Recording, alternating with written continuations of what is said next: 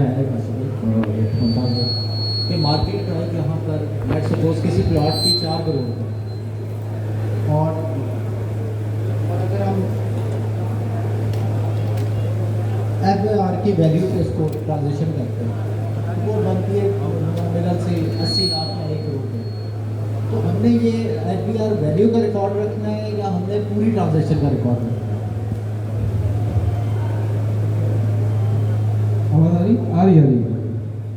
अदालत इसमें हमने सिंपल, मैंने पहले भी कहा कि देखिए इसमें टैक्स के साथ इस पूरे डेकोरेट का टैक्स के साथ कोई ताल्लुक नहीं होगा। लोग ट्रांजेक्शन जिस तरीके से चल रही थी, चाहे वो FAR बेस्ड वैल्यूज के ऊपर चल रही थी, जिसको भी अभी फर्दर रिवाइज करने के लिए सुनेंगे, फर्दर उसको एनहांस भी करें, आप लोग होंगे हम लोग उसके ऊपर, तो वो उसी तरीके से आप चलाएंगे। हमारा मकसद है सस्पिशन के साथ। हम नहीं चाहते कि आपके क्लाइंटल ख़राब हो। आप जिस तरह आपके क्लाइंट्स हैं, जिस तरह का बिजनेस का उसको लेके चलें। लेकिन अगर कोई ऐसा मशकूक आदमी आके आपके साथ ट्रांजेक्शन करता है तो ट्रांजेक्शन सिरे से ही मशकूक होगी ना, सिर्फ लिमिटेड उस पोर्शन तक मशकूक नहीं होगी कि जी वो FBR वैल्यू तो वैसे कर रही है, बाकी वो तो रजिस्ट्रेशन के लिए है। FBR वैल्यू वो रजिस्ट्रेशन के पर्पज़ के लिए रखी गई है, टैक्स के पर्पज़ के लिए रखी गई है कि आपने 1 करोड़ की प्रॉपर्टी परचेज की, एक्चुअली उसकी FBR वैल्यू कितनी है 50 लाख रुपये, तो आपने 50 लाख का टैक्स देना, 1 करोड़ पर टैक्स नहीं देना। इससे हमारा ताल्लुक नहीं है, ये वैसे ही चलेगा। लेकिन अगर 1 करोड़ की कोई आके आपसे प्रॉपर्टी परचेज करता है और आपको लगता है कि मतलब उसको कैश के किसी को जरा ही नहीं, लीगल सोर्सेज के पास मौजूद नहीं है, तो आप पूरी की पूरी ट्रांजैक्शन को रिपोर्ट करें। आई होप मैं इस चीज़ को अच्छा, एक और सवाल यहाँ पर ये है कि बहुत सारे लोग जो FBR में रजिस्टर्ड थे पहले किसी के नाम से, सबको भी DNFBPs के उसके ऊपर रजिस्टर्ड होना पड़ेगा? जी बिल्कुल। मैं अभी रिसेंटली आपको हमारा ऑर्डर दिखा था अदालत इसमें 25 नवंबर का एक ऑर्डर है DNFBP के हवाले से कि जितने भी लोग, जितनी भी अथॉरिटीज़ पाकिस्तान के अंदर बिल्डिंग से, रियल इस्टेट से या रियल इस्टेट ब्रोकरी के हवाले से, ब्रोकरेज के हवाले से ट्रांजैक्शंस करती हैं, वो तमाम के तमाम लोग अभी इस लॉ के तहत पाबंद है कि अपने आप को वो रजिस्टर करें। ठीक है, अभी एक सर्कुलर आया है जो उसमें कंडीशन नंबर 1 जो अभी एप्लीकेबल हो जाएगी, नो पब्लिक और private development authority shell conduct business activity with any real estate agent for the transfer or registration of immovable property unless the real estate agent is registered with the Federal Board of Revenue as DNFBP। अब अगर कोई ऐसा real estate agent जो register नहीं है DNFBP और वो कोई ट्रांजेक्शन कंडक्ट करता है, तो किसी भी अथॉरिटी के पास जो आपकी रजिस्ट्रेशन अथॉरिटी है, चाहे वो रजिस्ट्रार है, KDA है, LDA है, उनके पास जाएगा तो उसके साथ ट्रांजेक्शन नहीं करेगा अनलेस अनटिल कि वो सर्टिफिकेट पुलिस करे अपना कि मैं रजिस्टर्ड हूँ DNFBP। तो ये एक बहुत बड़ी कंडीशन है, इसकी वजह से तमाम ही लोगों को इसमें आना पड़ेगा, ये पूरी और आने वाले वक्त में फर्दर स्ट्रिंजेंट होगा। तो थोड़ा सा गेन टैक्स के बारे में भी अगर आप ब्रीफ कर सकें यहाँ पर, ये गेन टैक्स का स्लैब क्या है, किस तरह से ये पे करना है? देखिए कैपिटल गेन टैक्स जो है उसके बारे में पूरी टैक्स की ब्रैकेट है। जैसे कि मैंने कहा कि ये DNFBP की मीटिंग है, उसका टैक्स से ताल्लुक नहीं, तो बेहतर है कि लोग इस पर कंफ्यूज ना हो। लेकिन एज अ जनरल नॉलेज आपको बता देता हूँ कि गेन टैक्स को रिसेंटली थोड़ा चेंज किया गया। पहले 5 ईयर्स तक 2 ईयर्स तक इसको उन्होंने लिमिटेड किया है। अप टू डेट नहीं हो, लेकिन अभी जो लास्ट मैंने देखा था कि अगर आप प्रॉपर्टी 1 साल तक का होल्डिंग पीरियड है, और फॉर इंस्टेंस के मैं प्रॉपर्टी परचेज करता हूँ, मैं 1 जुलाई को परचेज करता हूँ, 1 जुलाई 2021 परचेज किया मैंने, और 1 जुलाई 2022 से पहले मैं उसको सेल आउट कर देता हूँ, तो मेरे पास होल्डिंग पीरियड हो गया 1 साल का। फाइनेंशियल ईयर के हिसाब से 1 साल का मेरे पास होल्डिंग पीरियड हो गया। फाइनेंशियल लगा लें, कैलेंडर ईयर लगा लें, 1 साल का होल्डिंग पीरियड है। उस पर अगर मैं उसको सेल आउट करता हूँ, और सपोज मैंने प्रॉपर्टी परचेज की थी 1 करोड़ की, और आज मैं उसको 2 करोड़ में बेचता हूँ, तो उस पर 5% उसका कैपिटल गेन टैक्स है। यानी 1 करोड़ के ऊपर आपको 5 लाख कैपिटल गेन देना है। जो आपने एक्चुअल बेचा है तो 1 करोड़ तो आपकी परचेज थी, 1 करोड़ आपने सेल की है, तो बेनिफिट आपको कितना हुआ, 1 करोड़ को हुआ, उस पर आपने कैपिटल गेन दिया। ठीक है, अच्छा अगर अगले साल में आप बेचते हैं, ठीक है, तो उसका रेट कम, यानी लेट्स सपोज कि 1 साल के बियॉन्ड जाके अगले साल में मैंने उसको बेचा, तो मेरा होल्डिंग पीरियड 2 साल का काउंट होगा, और 2 साल के होल्डिंग पीरियड में उसका रेट कम हो जाएगा। अब मुझे 1 करोड़ के ऊपर 3 लाख रुपये टैक्स देना होगा 3% ऊपर। ठीक है। इसी तरह फिर तीसरे साल में, और तीसरे साल के बाद कैपिटल गेन कोई नहीं है। ये मैं आपको बता रहा हूँ क्योंकि मैं इसके ऊपर प्रिपेयर नहीं हूँ। लास्ट जो मैंने देखा उसके हिसाब से बता रहा हूँ। आप अगर कुछ चेंज होगा तो अपनी बात कम्युनिकेट कर देंगे उसके ऊपर। एक और CDD जो कस्टमर ड्यू डिलिजेंस फॉर्म है।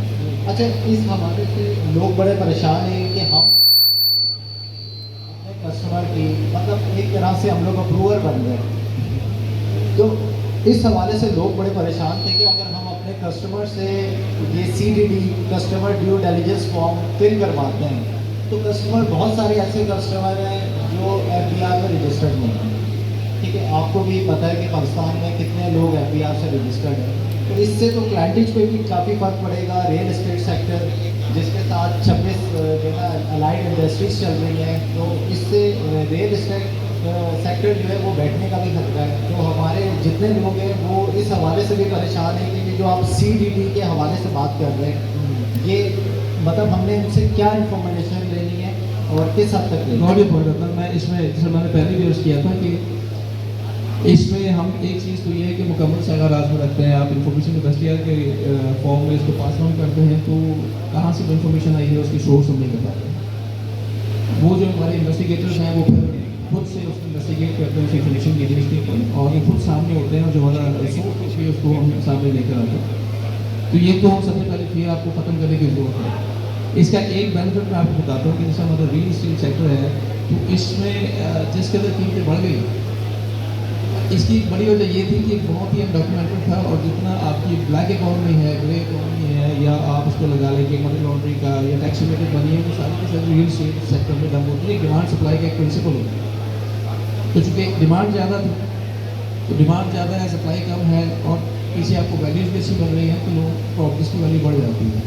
आप जब इसे क्लियर होगा कि नहीं, मैं अगर कोई प्रॉपर्टी परचेज करने जाता हूँ और 5 करोड़ रुपये की बस पड़े, जिसकी सोर्स में ऊपर डिफाइंड नहीं है, तो मैं अब जब मेरे पास ये अवेयरनेस आ जाएगी कि नहीं यार 5 करोड़ पर जाऊँगा तो मुझे हो सकता है कि मुझसे रियल एस्टेट भी पूछते हैं कि आप करते क्या, तो मैं डरूंगा, तो हो सकता है अपनी प्रॉपर्टी में इन्वेस्ट ना करूँ। तो इस तरह प्रॉपर्टीज़ की वैल्यू भी आने वाले वक्त में इससे कम होगी। तो मुझे लग रहा है जो मेरा अपना हंच है वो एक बेहतरी की तरफ जाने का भी इसमें है। अब आप जहाँ तक आपकी इन्वेस्टिगेशन है, आप बैंक जाकर बैंक में आपने अकाउंट खुलवाना होता है तो it is a general practice. शुरू में बंदे को लगता है कि शायद ये ऐसा करने जा रहा है, लेकिन जब general practice all over start हो जाएगी तो आपको महसूस नहीं होगा। मैं बैंक अकाउंट खुलवाने जाऊँ तो मुझे पता है कि बैंक में मुझसे CNC लेना है ऐसे ही, तो उसके बगैर मेरा अकाउंट खुलेगा नहीं। फिर उसको फॉर्म देता है बैंक आपको, क्या फिल कर देंगे, आप वालिद का नाम पे लिखते हैं, CNC पे लिखते हैं, रिहाइश पे लिखते हैं, आपका क्या तरीके में कौन होगा, आपके बाद आपका अकाउंट कौन मैनेज करेगा। ये चीज़ें बुनियादी हैं जो बैंक जिसको कस्टमर ड्यू डिलिजेंस कहता है, CTD। तो रियल एस्टेट के लिए तो बहुत ज़्यादा ऐसे आपको उसको बैठ के इंटरव्यू करने की जरूरत नहीं। आप उससे CNC ले सकते हैं, CNC को ले नहीं लेना आपने, तो उससे पूछ सकते हैं कि आप करते क्या है। आपको वैसे भी किसी के साथ बैठना होता है तो पूछते हैं कि आप क्या करते हैं, तो जब वो करना बताएगा तो वहीं से आपको पता चल जाएगा। अगर वो कहता है जी मैं पॉलिटिशियन हूँ, तो आपके काम वैसे खड़े हो जाता है कि यार पॉलिटिशियन है तो उसकी पीछे सोर्स ऑफ इनकम क्या है। तो एक तो पब्लिक फिगर जो है वो मैटर करता है इसके अंदर। अब अगर एक बंदा है वो कहता है जी मैं नौकरी पेशा हूँ, तो जॉब करता हूँ, तो आपको पता है एक नौकरी पेशा बंदा है 10 करोड़ की प्रॉपर्टी परचेज करना है, तो नौकरी पेशी के पास ऐसे जराए नहीं होते। तो ये एक सिचुएशन होगी, आपने वो ट्रांजैक्शन कंक्लूड करनी है, आपने उसको मना नहीं करना। लेकिन ये इन्फॉर्मेशन जो आप ड्यूरिंग छोटे से स्मॉल से इंटरव्यू के अंदर आप प्रॉपर्टी परचेज करते हैं तो एकदम तो सौदा नहीं हो जाता ना कि मैं आपके जाके बैठा हूँ आधे घंटे में सौदा हो गया।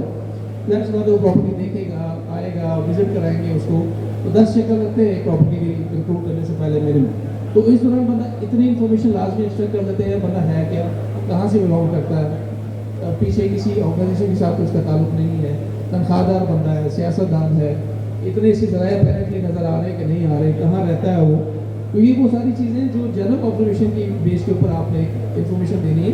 और अगर आप किसी बंदे की इन्फॉर्मेशन देते हैं उसका हरगिज़ ये मतलब नहीं है कि बंदा क्रिमिनल हो गया या वो साबित हो गया कि बंदा ये चोर है उसके पीछे कार्रवाई होगी, ऐसा नहीं है। वो तो आपकी पार्ट पे जो एक आपकी ड्यूटी लगाई है गवर्नमेंट ने, वो एक आप सर एग्जाम दे रहे हैं। ये सर कोई साहब भी बात करना चाहिए इसमें। आपने जो कहा कि CDD जो है CDD से डरेगा, CDD एक्चुअली बैंक के लिए KYC है, यानी नो योर कस्टमर, कि आपके पास जो बंदा ट्रांजैक्शन कर रहा है आप उसको जाने पहचाने, उसके ID डॉक्यूमेंट रखें। और ये जो रिकॉर्ड कीपिंग है, यानी ये नहीं कि एक ही कस्टमर आया और आप उठा के उसकी सस्पिशियस ट्रांजैक्शन ना दें। नो, सस्पिशियस ट्रांजेक्शन एक रेयर थिंग है जहाँ आपको डाउट हो कि बंदा किसी तलदम तंजीम का है, किसी टेररिस्ट एक्टिविटी रिलेटेड है, या कोई ड्रग्स रिलेटेड पैसा है उसका, या कोई करप्शन का पैसा है, और तो मतलब हर CDD फॉर्म जो आप फिल कराएंगे उसको आप रिपोर्ट नहीं कर रहे होंगे FMU को या FBR को। ये आपकी अपनी रिकॉर्ड कीपिंग है, आपकी अपनी रिकॉर्ड कीपिंग है, जिसमें बैंक जो है हर कस्टमर को रिपोर्ट नहीं करता ना, लेकिन बैंक अपने रिकॉर्ड के लिए हर कस्टमर का डेटा अपने पास रखता है, वो अपनी ट्रांजैक्शन का हिसाब किताब रखता है। तो आप कस्टमर की ID डॉक्यूमेंट्स वो फेक ना हो, अगर वो अपने लिए ट्रांजैक्शन कर रहा है उसका नॉमिनी का CNI से, वो खुद बाय कर रहा है उसका अपना सिग्नेचर, किसी और के बिहाफ पे कर रहा है, तो अथॉरिटी लेटर अथॉरिटी देने वाले ने उसको वाकई अथॉरिटी दी है कि नहीं दी, यानी ट्रांजैक्शन का मालिक अगर कोई और है उस प्रॉपर्टी का, तो जो बेनिफिशियल ओनर है उसको भी आइडेंटिफाई कर लीजिए, उसका CNI से ले लीजिए, और ये रिकॉर्ड कीपिंग आपके अपने ऑफिस में पड़ी रहेगी, ये फाइलें आपके पास पड़ी रहेंगी। ये हर कस्टमर को रिपोर्ट नहीं करना, और छोटा मोटा एक बंदा 120 गज का घर खरीदे तो आप उसको क्यों रिपोर्ट करेंगे।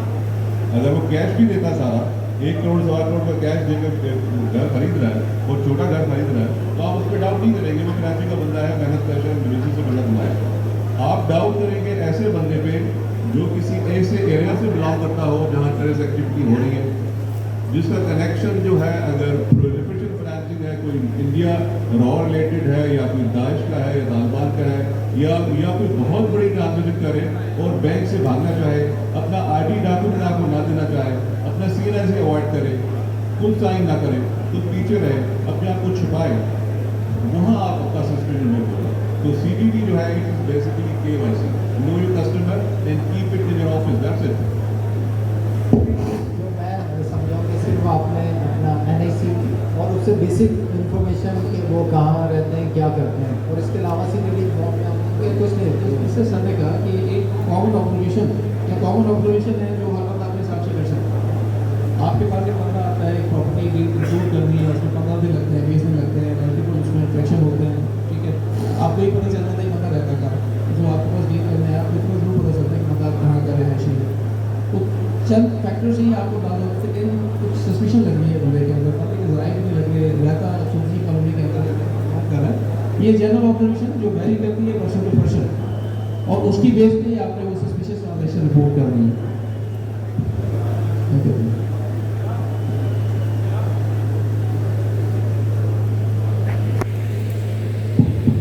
जिस तरह आप लोग बेसिकली टैक्स कलेक्ट करते हैं, ठीक है, और गवर्नमेंट ने आपके ऊपर एक इजाफी जिम्मेदारी जो DNF DPs की, क्योंकि हम लोगों के ऊपर रेगुलेटरी अथॉरिटी नहीं है रियल एस्टेट सेक्टर के ऊपर, तो आप लोग वो काम कर रहे हैं। इसी तरह अगर कोई क्लाइंट आपने हम लोगों को तो बाउंड कर दिया है कि हम बगैर DNF DPs में रजिस्टर्ड हुए बगैर कोई ट्रांजेक्शन नहीं कर सकते, और कोई क्लाइंट अगर डायरेक्ट परचेज करने जाता है और हमें अवॉइड कर देता है, तो उसके लिए भी यही सारी पॉलिसीज हैं। जब वो प्रॉपर्टी ट्रांसफर कराएगा, और अगर प्रॉपर्टी ट्रांसफर करते वक्त उनसे पूछा जाए कि जी आपका रियल्टर कौन है, आपका कौन सा रियल एस्टेट एजेंट है, और आप किसी रियल एस्टेट एजेंट की सर्विसेज ले लीजिए, और वो जो रियल्टर है वो DNF रजिस्टर्ड है या नहीं है, तो वहाँ पर जो है ये रिक्वायरमेंट होगी और वो उस बंदे की रिकॉर्डिंग होगी। लेकिन कोई इस तरह की कोई सपोज कोई बिल्डर ट्रांसफ़र है या कोई ऐसी ट्रांजैक्शन है जो बोर्ड ऑफ रेवेन्यू के पास नहीं जाती और इनफॉर्मल वे में हो जाती है, तो मुमकिन मतलब वो अगर रियल्टर के बगैर हो रही है तो फिर तो आपकी जिम्मेदारी नहीं है। आपकी जिम्मेदारी तब है जब वो ट्रांजैक्शन आपके थ्रू हो रही हो, या जो बंदा इनफॉर्मल वे में कर रहा है वो आपके ऑफिस से रिलेटेड है। आपके 10 बंदे हैं जो फील्ड में काम कर रहे हैं, आपसे कनेक्टेड हैं, ठीक है, आपके बंदे हैं, वो आप जो काम करेंगे उसके लिए उसकी रिकॉर्ड कीपिंग आपने करनी है। इस वजह थोड़ा सा मैं और अर्ज करूँगा, सर एक्सप्लेन कर दिया वैसे कि इसमें खाली real estate agent BPA act नहीं कर रहा, जो जिस तरह ऑफ प्रॉपर्टीज हैं या जिसकी अथॉरिटी के अंदर दो पार्टीज प्राइवेटली ट्रांजेक्शन करता है, तो सवाल यही था ना कि रियल एस्टेट एजेंट बीच में नहीं है, तो पार्टीज आपस में ट्रांजेक्ट करती हैं, तो उनकी CDD के अवकाश पर थोड़ा सा मैं सवाल बनाया।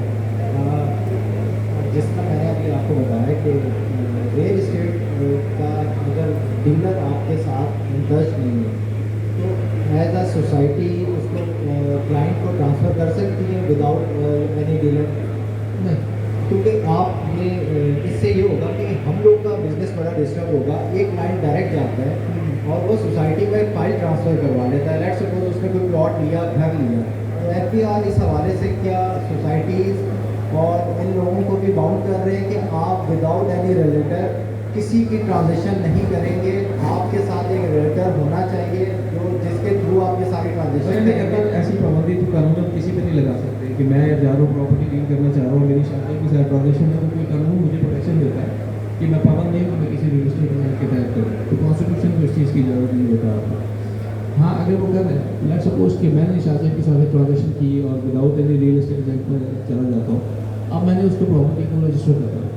रजिस्ट्रेशन के टाइम पे जो रजिस्ट्रार ऑफ प्रॉपर्टीज़ है या किसी सोसाइटी में हम लोग रजिस्टर करते हैं, उसको ट्रांसफ़र करते हैं, वो भी as an agent, as a DNFBP वो CDD करेगा इस ट्रांजैक्शन की और हमें रिपोर्ट करेगा। अलबत्ता जो रियल एस्टेट एजेंट्स हैं उनके लिए कंडीशन है, क्योंकि ये ट्रांजैक्शन जो ऐसी होगी उनका काउंटर बड़ा कम होगा। मेजॉरिटी जो ट्रांजैक्शन होती हैं through some broker, through real estate agency होती है। तो जो अदनान साहब ने सवाल उठाया बड़ा अच्छा है, लेकिन उससे quantum of such transaction will be very minimum. तो मेरा ख्याल है उसमें उस चीज़ की जरूरत नहीं है, उसको फिर सोसाइटी खुद कैटर फॉर कर लेगा।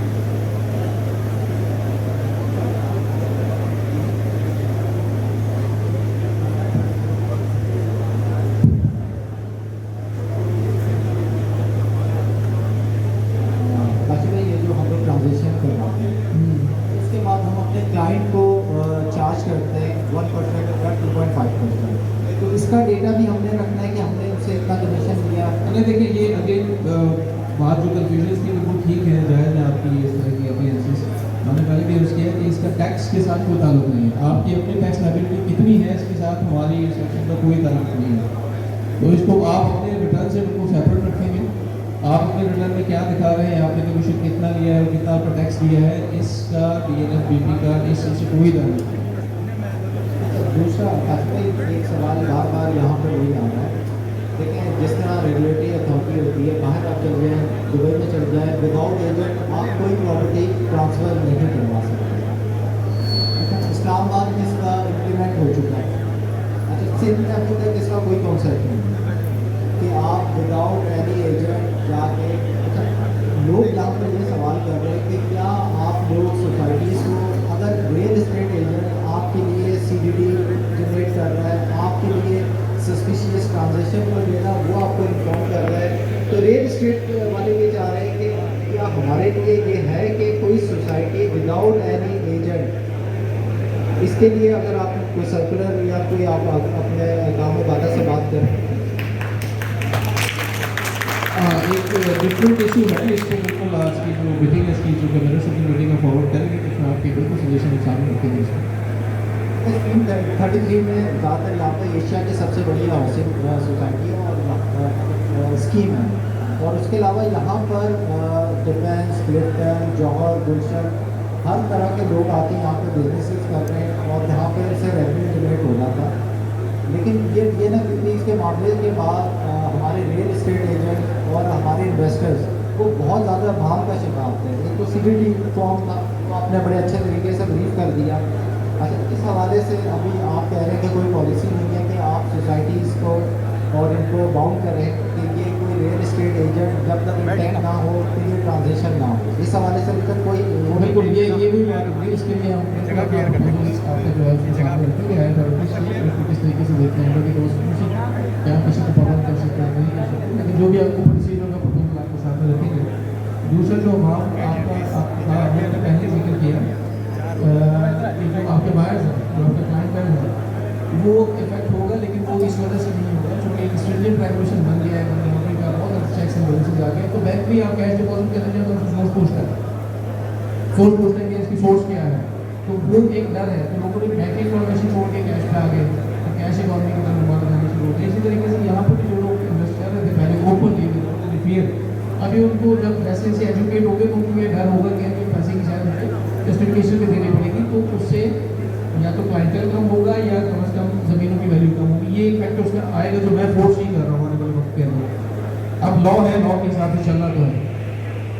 अच्छा, फर्स्ट में एक और सवाल है FBR मैंने पहले भी पूछा, ये डीलर बीटीज में जो FBR वैल्यू की जो हमें अमाउंट अगर कोई भी प्लॉट हम सेल करते हैं, FBR वैल्यू का हमने उस ट्रांजेक्शन की जो हमने FBR वैल्यू पे पे ऑर्डर या कैश के फॉर्म में दी होगी हमने उसका रिकॉर्ड कर रखना है। और जो फर्दर पेमेंट है मैंने आपको बताया यहाँ पे एक्चुअल मार्केट प्राइस कुछ और है और FBR की वैल्यू कुछ और है, तो हमने ये पूरी ट्रांजेक्शन का रिकॉर्ड करना है या FBR वैल्यू का सिर्फ रिकॉर्ड? जब आप ट्रांजेक्शन करते हैं, सपोज एक बंदा जो है सेलर जो है वो कोई 5 करोड़ की चीज़ ले रहा है, उसने 5 करोड़ का एग्रीमेंट किया, जब वो प्रॉपर्टी ट्रांसफ़र हुई तो ट्रांसफ़र हुई 1 करोड़ के अमाउंट, ठीक है। जो बायर है वो 1 करोड़ दिखाना चाहता है और सेलर जो है वो 5 करोड़ दिखाना चाहता है। अगर दोनों 1 करोड़ दिखाना चाहें तो दिखाएगा तो, लेकिन सेलर जो है वो चाहता है 5 करोड़ की दिखाना और बायर जो है वो चाहता है 1 करोड़ की दिखाना, राइट। तो वहाँ पर हम अगर सेलर जब ज़्यादा अमाउंट गेन करें, अपना 4 करोड़ का गेन क्लेम करें, वो क्योंकि 4 साल 5 साल के होल्डिंग पीरियड के बाद जो है आपका गेन एग्जेंट हो जाता है, अगर वो लॉन्ग टर्म प्रॉपर्टी रखी गई है उसमें गेन है तो सेलर चाहेगा कि सारा पैसा उसके पास आ जाए। तो वो जब हमारे पास डॉक्यूमेंट आ जाए तो हम अगले बंदे से पूछेंगे कि आप जो है आपने इतने में बाई की, आपने कम पे दिखाई है, और आप जो किसी भी फॉर्म भरेंगे यानी एक फर्स्ट पेमेंट जो है अगर एक बंदा पार्शली कैश पे कर रहा है और पार्शली बैंक से पे कर रहा है तब भी हमारे हिसाब से ओके, कि उसने कुछ पे ऑर्डर दिए हैं, पार्शली उसने कैश पेमेंट बैंक से पे किया, पे ऑर्डर से किया, चेक से किया और पार्शली कैश से किया। हम ये कह रहे हैं कि ऐसा बंदा जो सस्पेक्टेड होगा वो अपनी आइडेंटिटी डॉक्यूमेंट्स फेंक देगा, अपने आप को छिपाएगा और बैंक से 1 रुपया भी पे नहीं करेगा, वो 100% पेमेंट कैश में करेगा, वो सस्पिशियस है। तो आपने अपने रिकॉर्ड्स में ट्रांजैक्शन का जो रिकॉर्ड रखना है FBR वैल्यू तो मिनिमम है ही, यानी आपने FBR वैल्यू तो मिनिमम दिखानी है। बाकी जो है जो बायर सेलर है ये उनका ऑब्जेक्टिव है, वो क्या दिखाना चाहते हैं, बायर किस रेट पर दिखाना चाहता है FBR लेवल में, सेलर किस पर दिखाना चाहता है, वो आपका काम नहीं है, वो जाने का काम है।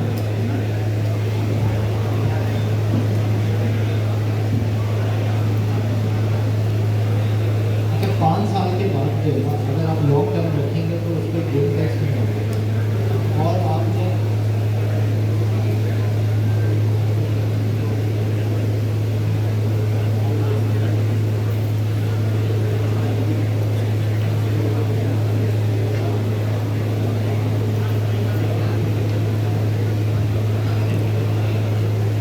ये सर घूम फिर के वही एक सवाल जो लोगों को कंफ्यूज कर रहे हैं।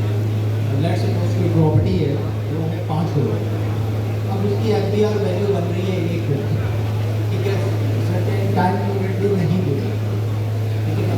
अब दोनों बायर और सेलर 1 करोड़ के ट्रांजेक्शन पे रेडी है।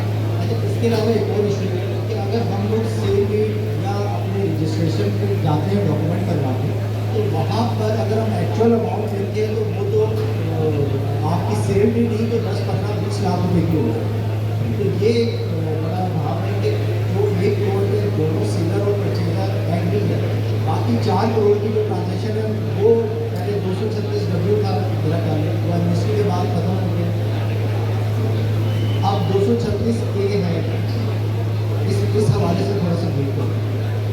मैंने कहा जो FBR वैल्यू है वो तो आप मस्त दिखाएंगे, अगर दोनों पार्टीज सेलर और बायर FBR वैल्यू दिखा रहे हैं तो इसमें कोई अर्थ नहीं है, वो पेमेंट जो है बैंक के जरिए हो जाए, डॉक्यूमेंटेड हो जाए, ये तो ट्रांजेक्शन का रिकॉर्ड है, ठीक है, फला बायर है, फला सेलर है और ये फला वैल्यू पे रजिस्टर हुई है, जिस वैल्यू पे रजिस्टर हुई है आप उस वैल्यू लिखिए, ये फला वैल्यू पे रजिस्टर्ड नहीं बना, ठीक है, और फला बायर है, फला सेलर है, उसकी ये डॉक्यूमेंट्स है और भी हमारे फाइल के साथ। इसमें सवाल आपने समझा वो ये कि एफबीआर वैल्यू पे ही रजिस्टर होगी मिनिमम, ठीक है, वो तो मिनिमम है। अगर दो seller buyer actual value register करता है तो भी पाबंदी कोई नहीं है, ठीक है। आप अगर उसमें कैपिटल गेन होगा तो जो बायर होगा सेलर होगा उसको देना पड़ेगा। एफबीआर वैल्यू तो मिनिमम है। आपका सवाल ये है कि क्या उस ट्रांजेक्शन का रिकॉर्ड भी हम रखें, तो यकीनन आप उस ट्रांजेक्शन का रिकॉर्ड रखेंगे जो एक्चुअल ट्रांजेक्शन। देखिए क्या इसमें दो एग्रीमेंट बनता है, दो एग्रीमेंट बनता है, ठीक है। अगर आपकी इंफॉर्मेशन में है और आपको लगता है कि ये जो बायर है इसका जो बैकग्राउंड है वो ये जस्टिफाई नहीं करता कि बड़ी प्रॉपर्टी, तो आप उसकी सस्पिशियस ट्रांजेक्शन रिपोर्ट जनरेट कर दें। लेकिन जो एक्चुअल ट्रांजेक्शन है वो आपको बताने की जरूरत नहीं है। आप सिर्फ उस बंदे का बता रहे हैं कि ये बंदा आपको लगा कि यार उसने ट्रांजेक्शन इतने की है जिसके वायबल कोई सोर्सेस हमें नजर नहीं आ रहे।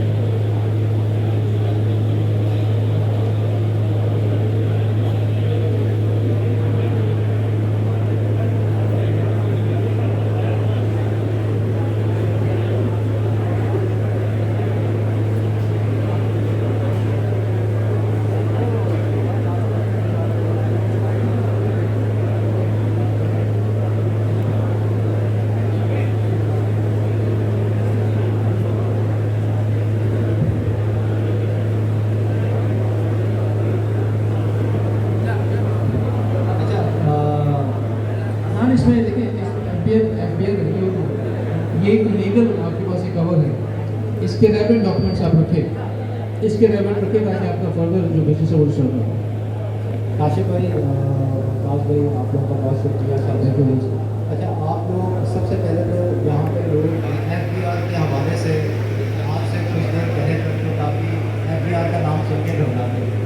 अच्छा, ये सेशन रखने का मकसद यही था कि आप लोगों का हम लोगों से इंटरेक्शन हो जाए, हम आपकी बात समझते हैं, आप हमारी बात समझते हैं। इंशाल्लाह अगर फ्यूचर में भी कुछ इस तरह के सेशन रखने में तो इंशाल्लाह हम आपको दोबारा तकलीफ देंगे।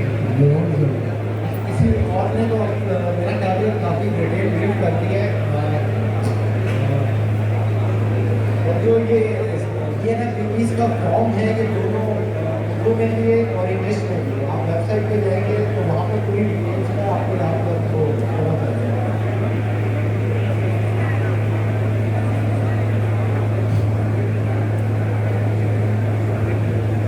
अच्छा, फर्दर अगर किसी और के एफबीआर के हवाले से और जो क्यूरीज हैं तो अब्दुल बासित साहब एडवोकेट हैं जो असरा सेक्रेट में हफ्ते में 3 दिन बैठा करेंगे और किसी भी एजेंट को किसी भी टैक्स के मामला में एफबीआर के मामला में कोई भी सवाल करने हो तो वो असरा के सेक्रेट पे आ सकते हैं।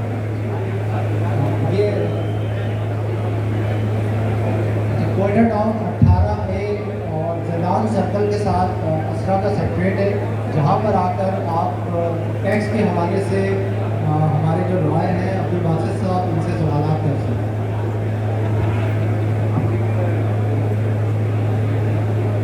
अच्छा, ये अब दानिश भाई प्रोग्राम को आगे लेके चलेंगे।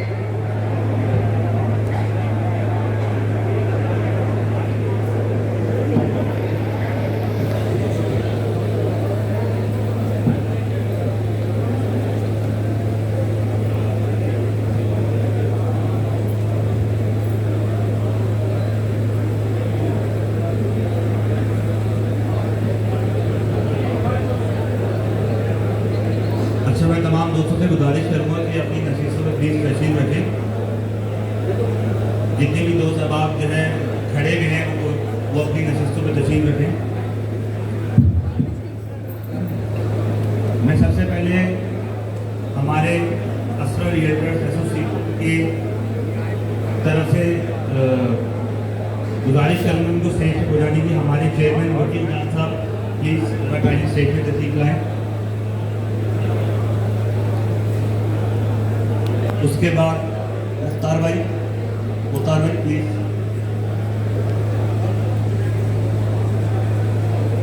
राज खान भाई स्टेज पर तशरीफ लाएं।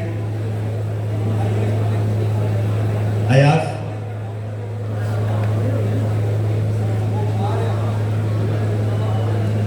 Syed Faizan Ali, galaxy state. फैजान भाई,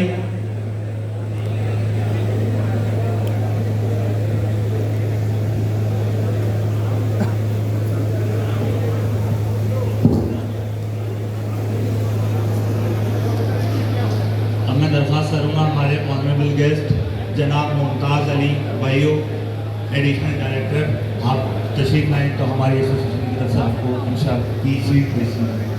जनाब मुमताज़ अली भाइयों, ज़रा पुरजोर तालियों में मुमताज़ अली भाइयों।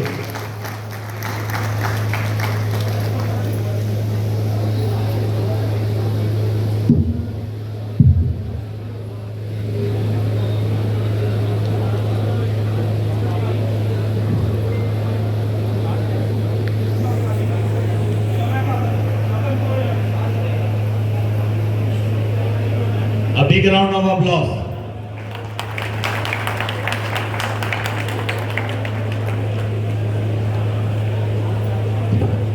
बहुत शुक्रिया sir, thank you.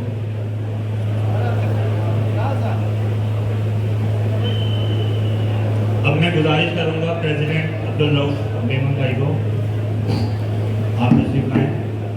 Adnan Akbar Ali भाई, एसएम इकबाल भाई, हमारे असरा के joint secretary SM Iqbal, Syed Adnan Ali भाई,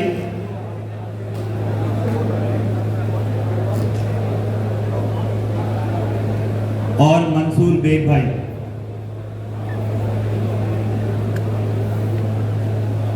अब मैं अपने गुजारिश करूंगा honourable guest Mohammad Kashif Khan, deputy director. A big round of applause for him.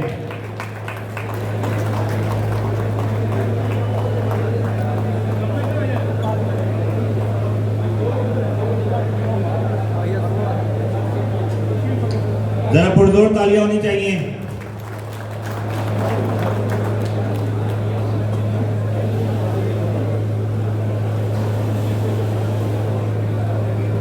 Thank you so much. अब मैं गुजारिश करूंगा असर रियल्टर एसोसिएशन के जनरल सेक्रेटरी जनाब अली अतारी को कि वो स्टेज पे तशरीफ लाएं। अदनान अली खान,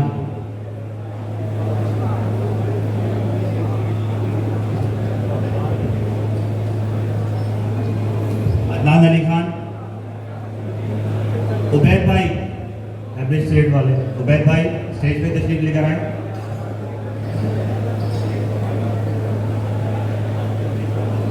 जाकिर भाई, Zakir Shah,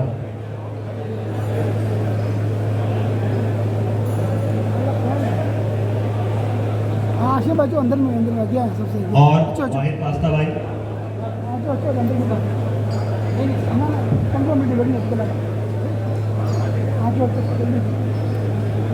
and my self Danish Iqbal, और आपने अपने ऑनरेबल गेस्ट जनाब शाजिब शरीफ असिस्टेंट टू डायरेक्टर को मदू करूंगा कि वो स्टेज पे तशरीफ लाए। जरा पुरजोर तालियां।